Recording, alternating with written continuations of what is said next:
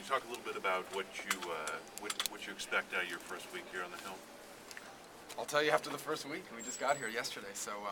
But I want to thank the Senator for taking time to meet with me. We've discussed Florida's long tradition of senators working together, and Florida has some important issues that it faces, whether it's, an aircraft carrier at Mayport or NASA or multiple other issues. And I look forward to a productive relationship on behalf of all Floridians. Can you say what committees you might be looking at? Now, we're just going to start in that process now. It's all moving fairly quickly, but we're just starting to deal with all that now, and obviously looking for advice. Senator, what do you plan to do with the vote on the earmark moratorium on Tuesday? Will you vote for that? I am. I'm a co-sponsor. And how then will you deal with home state projects where some directed funding is required to get the project going? How will you deal with that? Well, as I said, and I've said plenty of times before, obviously I want Florida to be fairly represented in this process. On the other hand, I think this country owes $14.5 trillion and growing, and $13.5 trillion and growing, and we have to deal with that very seriously. And if we can't deal with the issues of earmarks, how are we going to deal with $13.5 trillion? It's not an easy issue, but we'll confront it in a productive way. What do you think of all the fanfare for your arrival? I was watching the NFL yesterday, so you guys tell me. I haven't followed any of the stuff here. The last time we had this many cameras here was in the middle of the Gulf oil crisis. Oh gosh, well, this is happier circumstances. All I know is the Dolphins lost 2 quarterbacks yesterday, so I may be getting a call a little later. We'll see. Senator, thank you. Good to thank see you guys. Thank Bye, you. Alex. Senator Nelson, Yes, Senator, sir. what do you think about his position on the earmarks? You've in the past you've expressed something differently from that. Well, we talked about that, and for example, I gave the example of bringing a nuclear aircraft carrier to Mayport, and the necessary earmarks that take place over 5 years, 2 years of which we've already been able to get, and it's well underway. It's a request by the Department of Defense, but if I didn't attend to that appropriation, the Virginia delegation was going to eliminate a carrier coming into Florida. I also gave him another example.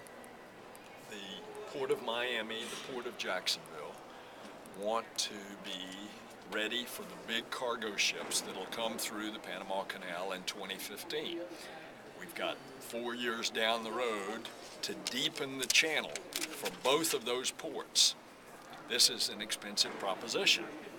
So generally what will happen is that I will request of the total $75 million for deepening the channel for the Port of Miami, I will request a certain amount of that because that is huge to Florida, to trade, to jobs, to economic activity, that all of those big cargo ships coming through the Panama Canal come to Florida ports instead of going to Savannah and to Charleston. And those are the hard realities when we talk about the question of appropriations called earmarks. And so if you tie them to jobs and your local economy, seems like that's a defining way. We broached that subject, and that will be the subject of a continuing discussion. So is he weakening Florida then? By taking that position? I can't speak for him. I'm just telling you that we discussed the issue. The question is, how do you stop the flim-flam earmarks while at the same time retaining your right to represent your people for your economy and jobs in your state? And that's what I'm trying to figure, how we thread that needle right now.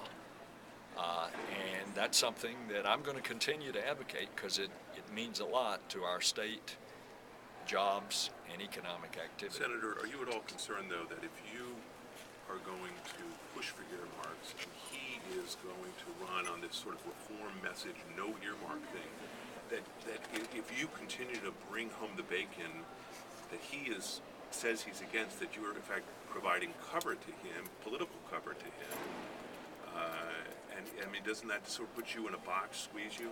Well, we talked about that, and I gave him the example where Congressman Andrew Crenshaw of Jacksonville who is a close personal friend of mine. As a matter of fact, he was in my wedding 38 years ago. He and his wife were. That the House Republicans took a position a year ago that they would not have any earmarks. Well, I requested these appropriations to make Mayport Naval Station nuclear aircraft carrier ready. Ander did not request it. But that doesn't mean that Ander, as a member of the Appropriations Committee, doesn't help. He does enormously. And he works with me just like that on trying to get what is good for defense of the country and certainly what is good for Northeast Florida. And so we just have to work through these nuances to do what common sense dictates, which is you got to look out for the country, you've got to look out for your people and jobs and the economy, and cut out the nonsense kind of appropriations. And that's what if the earmarks he are. stood in the way of those jobs being created in Florida and the like, which could be the fallout from not getting earmarks, then he might not get reelected and a Democrat might be elected in Florida. Well, I think, this is an evolving story, but I can tell you I was very impressed. I talked with him twice. I talked with him the day after the election. We had a great conversation here this morning. I reiterated how important it is for the two senators from Florida to work together, as has traditionally been the case. And I am convinced that that is his attitude, to work together, to build a personal relationship so that you can work together for the good of Florida. And I think it'll work out.